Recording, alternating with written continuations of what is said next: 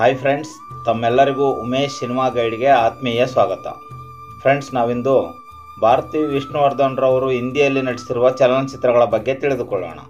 Friends, Bharati Vishnuvardhan ರವರು ಕನ್ನಡದಲ್ಲಿ 78, ತೆಲುಗಿನಲ್ಲಿ 33, ತಮಿಳಿನಲ್ಲಿ 26, ಹಿಂದಿಯಲ್ಲಿ 15, ಮಲಯಾಳಂನಲ್ಲಿ 13, ತುಳುನಲ್ಲಿ 1, ಹೀಗೆ ಒಟ್ಟು 166 ಚಲನಚಿತ್ರಗಳಲ್ಲಿ ನಟಿಸಿದ್ದು.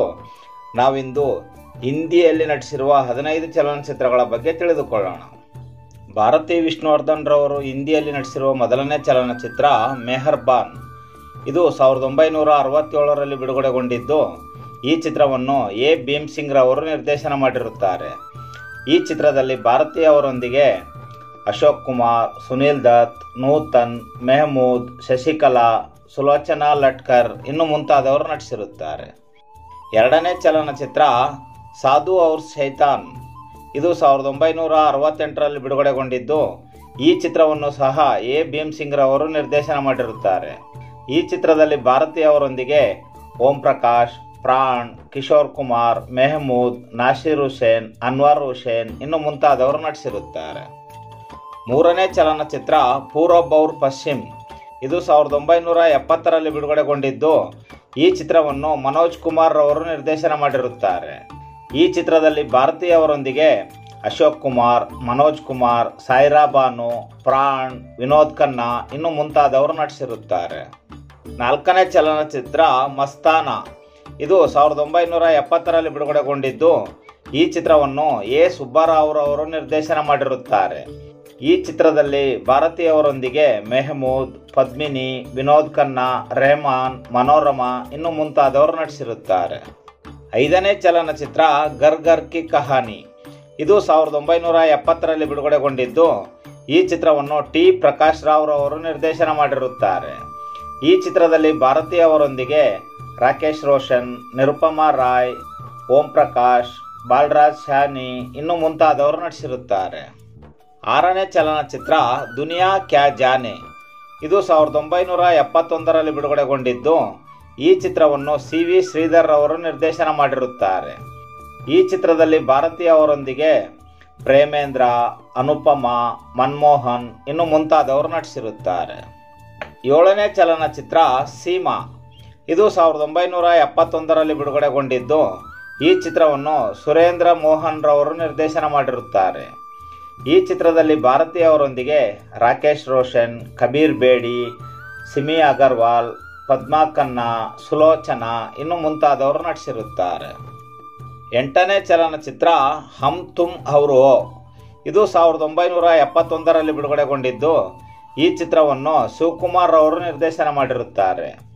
ಈ ಚಿತ್ರದಲ್ಲಿ ಭಾರತಿ ಅವರೊಂದಿಗೆ ಅಶೋಕ್ ಕುಮಾರ್, ವಿನೋದ್ ಖನ್ನಾ, ಅರುಣಾ ಇರಾನಿ, ಹೆಲೆನ್ ಇನ್ನು ಮುಂತಾದವರು ನಟಿಸಿರುತ್ತಾರೆ. ಒಂಬತ್ತನೇ ಚಲನಚಿತ್ರ ಹಾಂಕ್ ಮಿಚೋಲಿ. ಇದು 1972ರಲ್ಲಿ ಬಿಡುಗಡೆಗೊಂಡಿದ್ದು. ಈ ಚಿತ್ರವನ್ನು ರಾಮಣ್ಣನವರು ನಿರ್ದೇಶನ ಮಾಡಿರುತ್ತಾರೆ. ಈ ಚಿತ್ರದಲ್ಲಿ ಭಾರತಿ ಅವರೊಂದಿಗೆ ರಾಕೇಶ್ ರೋಷನ್, ಓಂ ಪ್ರಕಾಶ್, ಫರೀದಾ ಜಲಾಲ್, ಜಗದೀಪ್, ಪೂರ್ಣಿಮಾ ಇನ್ನು ಮುಂತಾದವರು ನಟಿಸಿರುತ್ತಾರೆ. ಹತ್ತನೇ ಚಲನಚಿತ್ರ ಸಬ್ಕಾ ಸಾಥಿ. ಇದು 1972ರಲ್ಲಿ ಬಿಡುಗಡೆಗೊಂಡಿದ್ದು. ಈ ಚಿತ್ರವನ್ನು ಎ ಭೀಮ್ ಸಿಂಗ್ ರವರು ನಿರ್ದೇಶನ ಮಾಡಿರುತ್ತಾರೆ. ಈ ಚಿತ್ರದಲ್ಲಿ ಭಾರತಿ ಅವರೊಂದಿಗೆ ವಿನೋದ್ ಖನ್ನಾ, ರಾಖಿ ಗುಲ್ಜಾರ್, ಸಂಜಯ್ ಖಾನ್ ಇನ್ನು ಮುಂತಾದವರು ನಟಿಸಿರುತ್ತಾರೆ. 11ನೇ ಚಲನಚಿತ್ರ ಕುಂವಾರ ಬಾಪ್. ಇದು 1974ರಲ್ಲಿ ಬಿಡುಗಡೆಗೊಂಡಿದ್ದು. ಈ ಚಿತ್ರವನ್ನು ಮೆಹಮೂದ್ ರವರು ನಿರ್ದೇಶನ ಮಾಡಿರುತ್ತಾರೆ. ಈ ಚಿತ್ರದಲ್ಲಿ ಭಾರತಿ ಅವರೊಂದಿಗೆ ಮೆಹಮೂದ್, ಮಕ್ಕಿ ಆಲಿ, ವಿನೋದ್ ಮೆಹ್ರಾ, ನಾಸಿರ್ ಹುಸೇನ್, ಲಲಿತಾ ಪವಾರ್ ಇನ್ನು ಮುಂತಾದವರು ನಟಿಸಿರುತ್ತಾರೆ.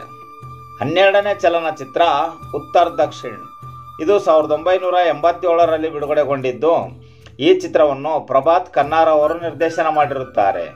ಈ ಚಿತ್ರದಲ್ಲಿ ಭಾರತಿ ಅವರೊಂದಿಗೆ ಸೂಪರ್ ಸ್ಟಾರ್ ರಜನಿಕಾಂತ್, ಜಾಕಿ ಶ್ರಾಫ್, ಮಾಧುರಿ ದೀಕ್ಷಿತ್, ಅನುಪಮ್ ಖೇರ್, ಲಲಿತ್ ಪವಾರ್ ಇನ್ನು ಮುಂತಾದವರು ನಟಿಸಿರುತ್ತಾರೆ.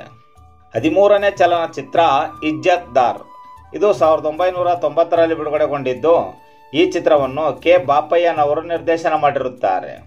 ಈ ಚಿತ್ರದಲ್ಲಿ ಭಾರತಿ ಅವರೊಂದಿಗೆ ದಿಲೀಪ್ ಕುಮಾರ್, ಗೋವಿಂದ, ಮಾಧುರಿ ದೀಕ್ಷಿತ್, ರಘುವರನ್, ಶಕ್ತಿ ಕಪೂರ್ ಇನ್ನು ಮುಂತಾದವರು ನಟಿಸಿರುತ್ತಾರೆ. 14ನೇ ಚಲನಚಿತ್ರ ಕೇಲ್.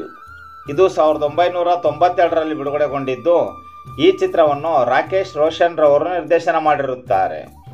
ಈ ಚಿತ್ರದಲ್ಲಿ ಭಾರತಿ ಅವರೊಂದಿಗೆ ಅನಿಲ್ ಕಪೂರ್, ಮಾಧುರಿ ದೀಕ್ಷಿತ್, ಅನುಪಮ್ ಖೇರ್, ಬಾಲಾ ಸಿನ್ಹಾ, ಪ್ರೇಮ್ ಚೋಪ್ರಾ ಇನ್ನೂ ಮುಂತಾದವರು ನಟಿಸಿರುತ್ತಾರೆ. ಭಾರತಿ ಅವರು ಹಿಂದಿಯಲ್ಲಿ ನಟಿಸಿರುವ 15ನೇ ಮತ್ತು ಕೊನೆಯ ಚಲನಚಿತ್ರ ಆವೋ ಪ್ಯಾರ್ ಕರೆ. ಇದು 1994ರಲ್ಲಿ ಬಿಡುಗಡೆಗೊಂಡಿದ್ದು, ಈ ಚಿತ್ರವನ್ನು ರವೀಂದ್ರ ಪೀಪತ್ ರವರು ನಿರ್ದೇಶನ ಮಾಡಿರುತ್ತಾರೆ. ಈ ಚಿತ್ರದಲ್ಲಿ ಭಾರತಿ ಅವರೊಂದಿಗೆ ಸೈಫ್ ಅಲಿ ಖಾನ್, ಶಿಲ್ಪಾ ಶೆಟ್ಟಿ, ಸೋಮಿ ಹಾಲಿ, ರಾಕೇಶ್ ಬೇಡಿ, ಪ್ರೇಮ್ ಚೋಪ್ರಾ ಇನ್ನೂ ಮುಂತಾದವರು ನಟಿಸಿರುತ್ತಾರೆ. ಇದಿಷ್ಟು ಫ್ರೆಂಡ್ಸ್, ಭಾರತಿ ವಿಷ್ಣುವರ್ಧನ್ ರವರು ಹಿಂದಿಯಲ್ಲಿ ನಟಿಸಿರುವ 15 ಚಲನಚಿತ್ರಗಳ ವಿವರ. ಫ್ರೆಂಡ್ಸ್, ಈ ಮಾಹಿತಿ ತಮಗೆ ಇಷ್ಟವಾಯಿತು ಎಂದುಕೊಳ್ಳುತ್ತೇನೆ. ಈ ಮಾಹಿತಿಯು ತಮಗೆ ಇಷ್ಟವಾಗಿದ್ದರೆ ದಯವಿಟ್ಟು ನಮ್ಮ ಚಾನಲನ್ನು ಸಬ್ಸ್ಕ್ರೈಬ್ ಮಾಡಿಕೊಳ್ಳಿ ಹಾಗೂ ಈ ಮಾಹಿತಿಯನ್ನು ತಮ್ಮ ಸ್ನೇಹಿತರೊಂದಿಗೆ ಹಂಚಿಕೊಳ್ಳಿ. ಫ್ರೆಂಡ್ಸ್, ಮತ್ತೆ ಸಿಗೋಣ ಮುಂದಿನ ಮಾಹಿತಿಯೊಂದಿಗೆ. ನಮಸ್ಕಾರ.